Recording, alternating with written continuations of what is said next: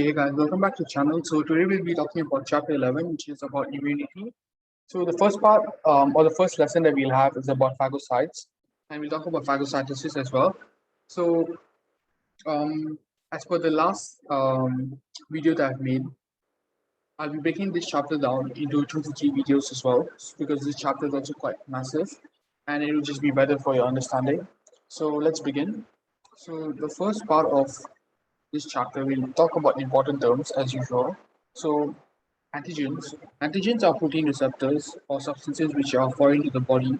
And when white blood cells recognize these substances within our body, they can start an immune response to destroy the substances which have antigens on them. Antibodies are substances which are secreted by B cells. And the reason why they secreted is in response to the antigen. So antibodies play a role in destruction of the antigens. Also, we talk about the structure of the antibody later. So let's not talk about this part yet. So the immune response is a series of responses which undergo it happens in the body, and this is usually as a response to the entry of a foreign antigen. So we talk about clonal selection, clonal activation of white blood cells, and these involve the both lymphocytes and phagocytes. They work together for destroying antigens or or pathogens. So non-self are substances which are not recognized by the immune system and they are foreign, and self are substances which are made by the body or they're recognized by the immune system, and they obviously will not stimulate any response. So phagocytes we talk about, they have two different types, which is neutrophils and macrophages. So neutrophils, they have a multi-lobed nucleus. They have granular cytoplasms. They're granular because the pathogen is taken in by phagocytosis and then it will be destroyed. And whatever remains in the cytoplasm are remains of that pathogen. So they can travel throughout the body.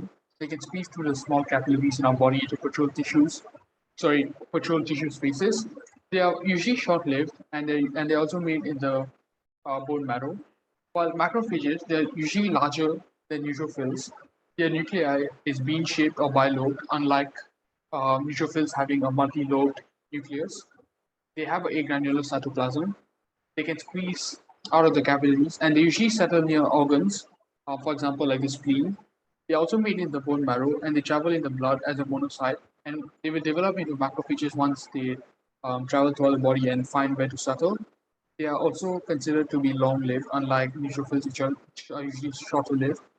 And macrophages' role is about starting immune responses. So they do not really destroy these pathogens that they take in completely. What they do is that they will cut them up and then they will display these antigens on their cell surface membrane. So when a white blood cell, say a lymphocyte or a neutrophil comes along and then it recognizes that antigen on the macrophage cell surface membrane, that white blood cell will be stimulated, and as a result, there will be an immune response against that antigen. So neutrophils are more towards destruction of the antigen itself or the pathogen by phagocytosis. So as we talked about in chapter 4, phagocytosis is about bulk intake of a large molecule, and in this case, it will be about a pathogen. So what happens is when a pathogen invades the body, it'll cause an infection where the pathogen will multiply and spread throughout the body. So what happens is the invading pathogen, they release chemicals, and also cells which are attacked by this pathogen, they will also release chemicals. And these chemicals are like histamine. So what happens when these chemicals are released? They attract passing neutrophils towards themselves. So chemotaxis is basically the movement of neutrophils towards a chemical stimulus. And after that, the release of antibodies by B cells, what happens is that they get marked by plasma cells. This also helps to make it susceptible for recognition or attachment to neutrophils. The neutrophils cell surface membrane receptors, they have receptors for antibodies as well, along with the antigen. Or the bacterium itself can attach directly to the neutrophil membrane, and this is how the neutrophil realizes that it is an antigen or it's a pathogen. So what happens next is that the cell surface membrane will fold inwards, and when it creates an invagination, This causes the pathogen to be engulfed, and when it's engulfed, it means that it will be trapped in a vacuole or a phagocytic vacuole. The pathogen is contained within that vacuole. So digestive enzymes are already present in the cytoplasm, and these are stored within lysosomes. What happens is that these digestive enzymes like proteases will come and fuse with the phagocytic vacuole to be released within the vacuole, and they will digest the pathogen and destroy it. And macrophages, as we just talked about, instead of destroying it, they present the antigen by cutting it up and displaying it on the cell surface instead. So this is the diagram of phagocytosis. Let's look at it step by step. So the first step of phagocytosis is chemotaxis. So as we know, chemotaxis is the movement towards chemical stimulus. So in this case, the bacteria which are attacking, they release chemicals, and cells under attack, they also release chemicals. Neutrophil is attracted to that and it will move towards the site of attack. What happens next is recognition. So the neutrophil can recognize antigens or pathogens in two ways. Either neutrophil binds with the bacterium directly to the membrane, so it has cell surface membrane receptors for that, or receptors are for antibody markers because the bacterium itself is already marked by an antibody, and these antibodies are released by plasma cells.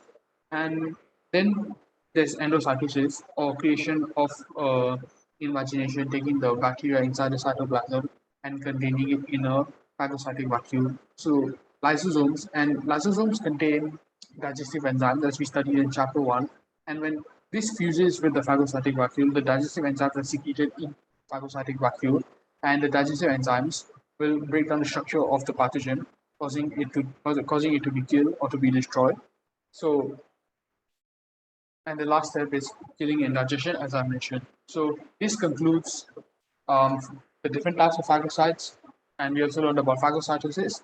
So I'll see you in the next lesson. We talk about T lymphocytes, B lymphocytes, and what their role is, and then the future lessons there'll be other more interesting topics in chapter 11. So as usual, I hope you found this video helpful, and if you did find this video helpful, you could consider leaving a like and subscribing to the channel, sharing them with your friends so more people can benefit. Till the next video, I hope you're doing well, study hard, all the best.